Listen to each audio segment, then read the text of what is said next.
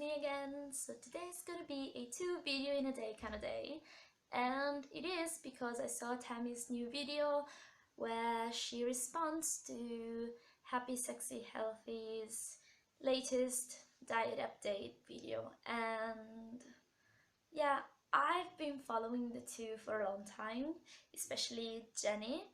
She was like a huge inspiration for me, especially when I was doing Roto 4.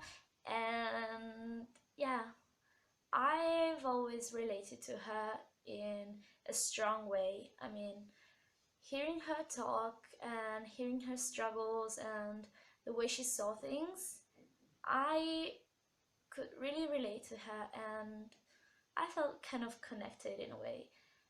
And I've been also following Tami for months now, and I'm a huge supporter of her, and I love them both. So seeing her react to Jenni's video was great for me because I love the two of them and I knew what was happening, and so I'm glad that I can give my opinion on this. So if you don't know it, Jenni Boynton, also known as HappySexyHealthy, is a high-carb vegan YouTuber and bikini competitor that has already competed, and she's also got a book out on how to prepare for a bikini competition following a high-carb vegan lifestyle, and especially inspired by Roto 4.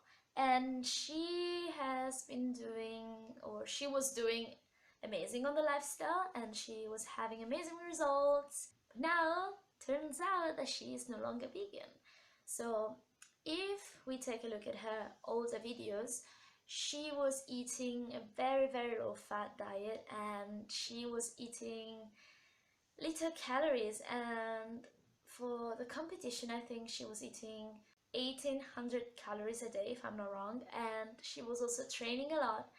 And yeah, her body was amazing, but she was clearly not eating enough for her body and for her heavy training sessions.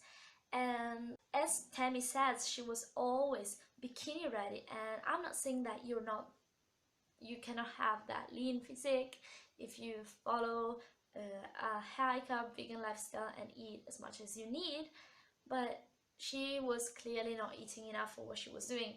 And I'm not here to say that she should smash in the carbs and, I don't know, eat until she wants to vomit, but clearly she was not getting enough of what she needed, and she maybe was eating like very low fat and not feeling satisfied. So a few days ago she made this video where she said that she is no longer vegan, and many people commented on the video and said that they were very disappointed and that you cannot go back once you know what happens to animals, and also the ethical reasons. I mean, even if you crave like cheese and meat, it doesn't mean that your body necessarily needs it, and it doesn't mean that you can like forget everything you know about animals and how they are abused and stuff.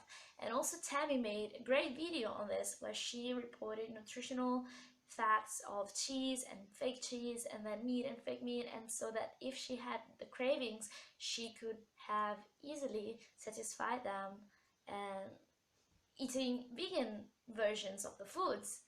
And I agree 100% with Tami's video.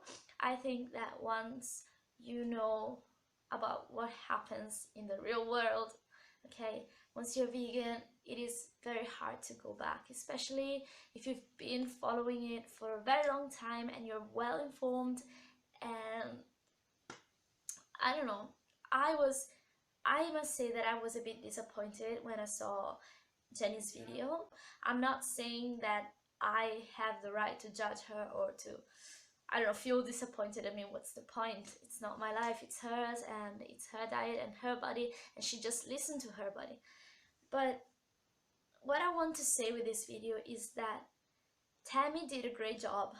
I mean, if you feel like you need to eat cheese, you're craving cheese, you can have the vegan option, and also for me like turkey and stuff. But there is something that Tami didn't consider, and it wasn't because she missed it, but maybe because she hasn't experienced it herself. And first of all, I want to say that I'm not saying that Jenni did the good thing going back to animal products, okay? This is not what I'm trying to say. I'm not trying to, I don't know, just say that she was right and that I agree with her. I'm just reporting what I think I saw in her video. So, coming from a past, which is pretty recent actually, but it's still past, of orthorexia and of needing to go to the extreme, I know what Jenni was feeling, and I promise you it is not a good feeling, okay? So I subscribed to Jenni's newsletter a few months ago, and I remember in an email she was saying that she has always been this extremist, you know, the one that always went for extremes. And she said that she was doing the same thing with diet because she was always the extreme one. And for example, she went like immediately on a raw vegan lifestyle because she immediately went to the extremes, and this is what happened to me too. When I first went vegan, it was raw and it happened overnight, and I totally agreed with her when she was saying that, and I related so much. And I was following Raw Till 4 too, and little did I know that I was like causing myself an eating disorder and that I was messing up with my mind, and she was probably doing the same, because even if we try to fool ourselves, the truth is that we really need to seek balance. And I'm a yogi, so I should know it. I should know that we need balance in life, you know, because yoga is all about balance and life is all about balance. But I couldn't make the connection between what I was doing with my body and what I was doing with my mind, okay, with my mental disorder, okay? So when you have orthorexia, it is pretty hard to understand it, first of all, and it literally can mess up with you completely. And if you're restricting yourself or you're not giving yourself some types of food, for example, because you have these high standards of health and you don't want to like ruin your health goals or ruin your whatever you think is healthy, you want to do the best to be healthy. And if she had this idea that animal products are unhealthy and like avocados, coconuts, oils, they're all unhealthy, then it is really hard to take this away from the minds of orthorexic people. And I can say, because I know it, I was having these tendencies, and the only way for me to get over this thing was to say, okay, I'm gonna do the opposite of what I would do and just break every rule. And sometimes when you're at an extreme, you have to go to the other extreme before finding balance. And so what did I do to overcome my orthorexic thoughts? I was so afraid of fats, and for a couple of weeks I would eat like everything my mom prepared, which had oil, and then I would eat tahini and nuts and seeds and avocado and coconut. I would eat everything, and I know that I was eating too much fat for my body, but I needed to find a balance, and so I needed to go back to fats to then find something in between that would work for me. So basically what Jenni needed to do to get over this thing and to feel free again with food and to enjoy life, what she needed to do was to break the rules completely. And so she went for some cheese and some meat. So I'm not saying that the best way to break the rules was to go back to animal products, because I don't agree with this like at all. And I'm not trying to justify her behavior or her choice. And I'm not anyone to judge either, so I'm just saying what I think. I think that for me, going back to animal products wasn't necessary, But for her, we're not talking about veganism or simple cravings. We are talking about a mental disease that it is so hard to overcome. It is awful. You're not even living while you have orthorexia. You're thinking about food the whole time and really ruins everything. So hopefully Jenni is going back to being vegan now that she has understood that more fat in her diet is not going to kill her, that she can have a wider variety of foods. I really hope that she decides to stay plant-based, and maybe just having some cheese and some meat was just something that she needed to do to break free from these rules. And I'm not saying that the choice is hers, because we all know that we shouldn't just choose to eat someone else, okay? It's not something we can choose, because the animals have feelings, they have a life, you know, and we cannot take it away, like, because we have chosen to do that. And yeah, I think that she just needed to break free for a second, and she went to the opposite extreme to find balance. From what I've understood from the video, she is now going to be like 99% plant-based and maybe have some cheese, and I hope she doesn't have more meat. But I'm not saying that she did the right thing. Again, I am still a vegan, and I am still like a bit upset that she decided to go back to animal products, but I totally understand why she did it in a way, because I see that she really needed to make that change, you know, just to break free, because she was eating a high carb, low fat vegan lifestyle, okay, and she thought that avocados and coconut and oils would lead to weight gain or to health problems.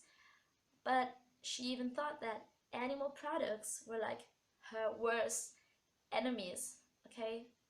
And so what did she do? She was at this point and she was like, no, I have to take the step, I have to make the change, okay? And so she tried the opposite, the other extreme, because she was like, okay, if this hasn't killed me, then it means that I can have everything in between, okay? So she can have her avocado, her oil, and what she feels like eating, okay?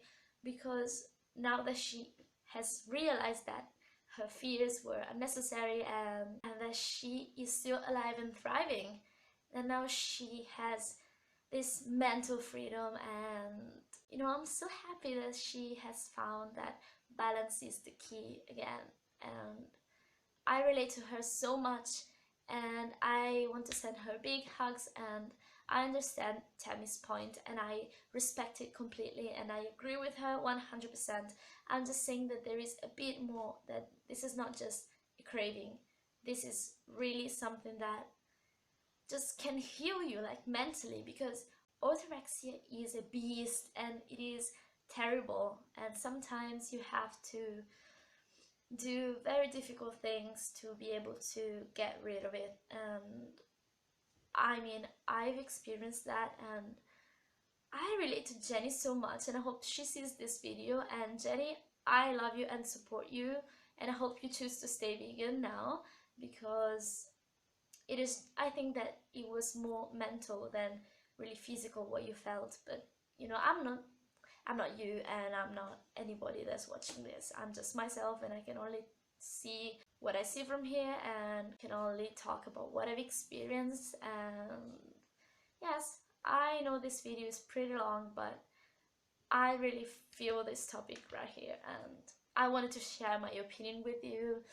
And yeah, let's just hope for the best, and hope that Jenni decides to stay vegan now that she knows that she can have more calories and more fats, and that she can enjoy herself and have peanut butter cups, I think, even if they don't have dairy. I mean, she can have another version of them. And yeah, she can have tofu kale and fake cheese, like Tami said. Now that she has more freedom with food and a plant-based diet, we all know that it has everything we need, and it is optimal. And Jenni, you know it too, so please just to stay vegan, just enjoy your life, and I'm happy that you're finding balance again. And I hope you will tell me what you think about this, because I'm very curious, and I will see you soon tomorrow with a vlog. Bye!